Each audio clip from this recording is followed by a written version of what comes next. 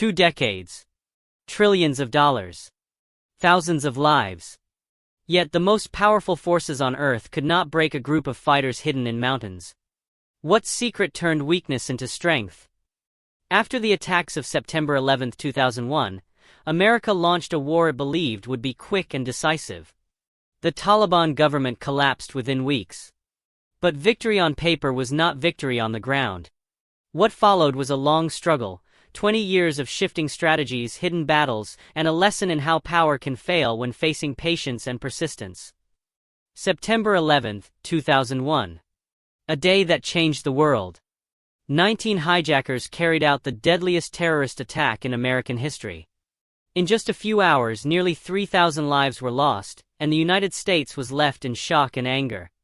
Within weeks, Washington decided to strike back. The target? The Taliban regime in Afghanistan, accused of sheltering Osama bin Laden and al-Qaeda.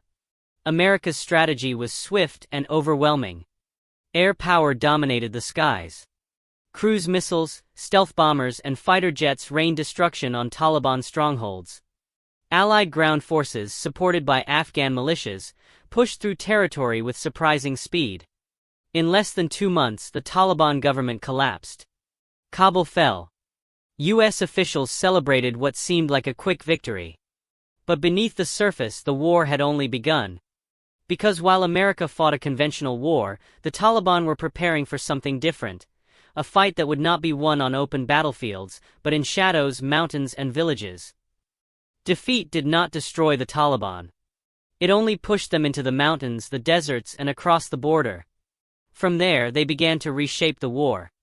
They abandoned the idea of fighting America face to face.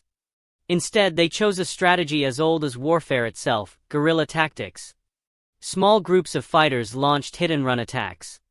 Convoys were ambushed. Outposts were attacked under the cover of night. Taliban fighters blended into villages, moving among civilians, becoming invisible to drones and satellites. Their knowledge of the rugged Afghan terrain gave them an edge no modern technology could erase. Meanwhile, U.S. forces relied on heavy firepower and advanced surveillance. They searched, they bombed, and they pushed forward, but for every battle won, the enemy seemed to return stronger. What began as a swift invasion now turned into a war of patience. And patience was something the Taliban had in abundance. By the mid-2000s, the battlefield had changed. The Taliban were no longer just hiding, they were striking with precision. From across the border in Pakistan's tribal areas, they found safe havens. Fighters could train, regroup, and return to Afghanistan with fresh strength. These cross-border sanctuaries gave them breathing space America struggled to shut down. Then came their most feared weapon, the IED, improvised explosive devices. Cheap to make, easy to hide, yet deadly against even the most advanced armored vehicles. Roadside bombs became the Taliban's signature move, killing soldiers and spreading fear. In response, the U.S. poured in more troops. Patrols became heavier. New vehicles were designed to survive blasts. Afghan forces were trained to take control. But no matter how much the U.S. adapted, the Taliban always found another way. This was not a war of firepower anymore. It was a war of adaptation, and the side with the most patience was beginning to take the advantage. The war in Afghanistan became a contest of resources. For America, money seemed limitless.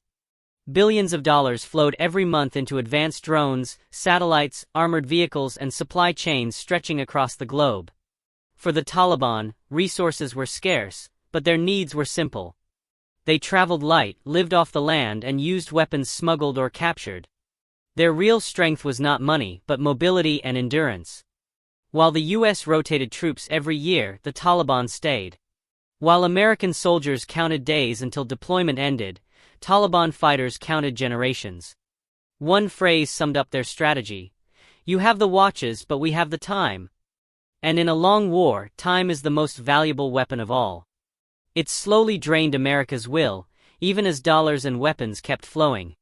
What looked like an uneven fight on paper was becoming something far more balanced in reality.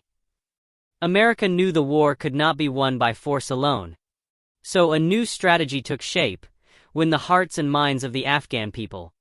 Schools were built, roads were paved, clinics were opened. The idea was simple: if Afghans saw progress, they would reject the Taliban. For a time it worked. Villages welcomed new opportunities, and many Afghans hoped for a better future. But the strategy had cracks. Corruption spread inside the Afghan government. Promised aid often disappeared into the hands of warlords and officials. The Taliban saw their chance. They used propaganda, spreading the message that America's promises were empty. They moved at night, threatening teachers, burning schools, punishing those who cooperated. Fear became their weapon just as much as rifles and bombs. Slowly, the people were caught in the middle. Trust in the government weakened. Some cooperated with the Taliban out of loyalty, others out of survival. The lesson was clear: without the trust of the people, even the strongest army could not secure lasting victory. While battles raged in the mountains, another war unfolded in offices and palaces. Politics became a weapon as sharp as any rifle. Inside Afghanistan, corruption spread like fire. Many leaders enriched themselves while ordinary citizens struggled. Promises of democracy felt hollow. The Taliban exploited this weakness.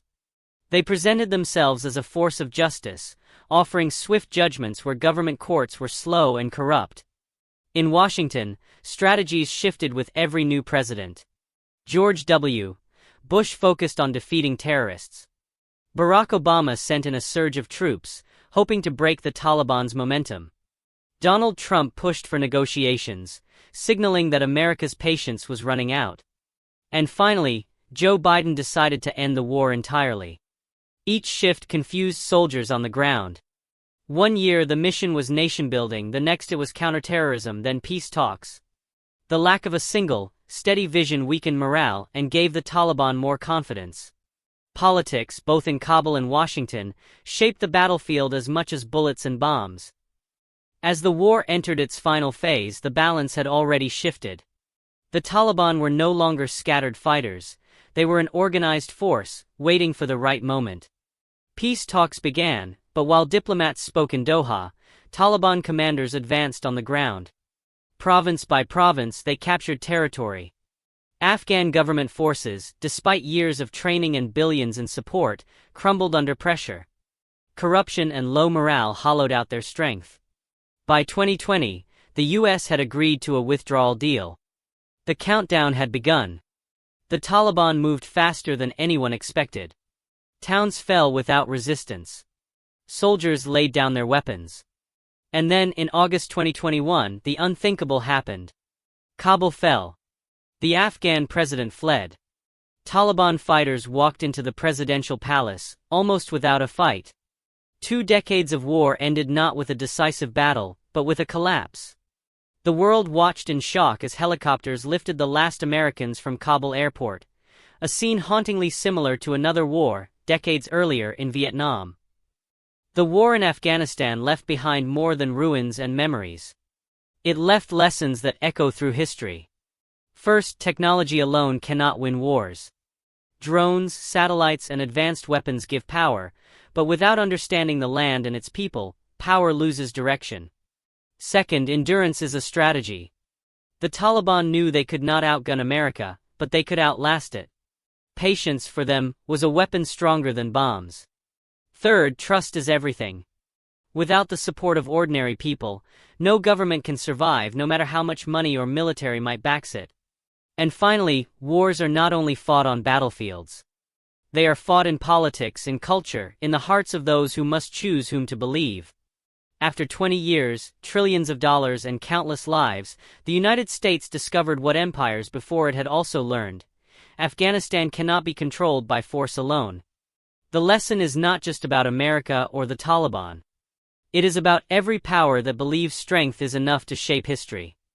In the end, history belongs to those who endure, adapt, and win the trust of the people.